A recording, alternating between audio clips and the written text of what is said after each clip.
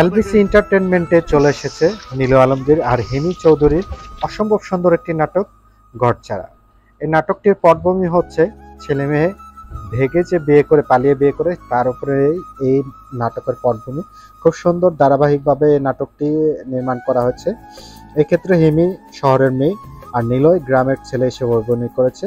গ্রামের ছেলে শহরের মেয়েকে ভাগিয়ে মানে পালিয়ে এনে বিয়ে করে তারপরে বাড়িতে চলে আসে। এর উপরে নির্মিত নাটক। আর বাকি কাহিনী এখানে বলা ঠিক হবে না, আপনারা নাটকটি দেখে নেবেন।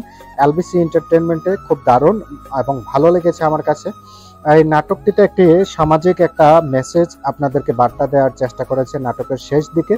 আমরা আশা করি বাকিটা আপনারা নাটকটা দেখেই আপনারা সেটা জানতে পারবেন। আমি সবসময় নীল আলমগীর আর হিময়ের খুব অত্যন্ত ভালো লাগে তাদের নাটকের জন্য, তাদের নাটক সবসময় আপডেট দেওয়ার চেষ্টা করি। তাই নতুন আরো একটি নাটক এসেছে, তার আপডেট দিয়ে দিলাম।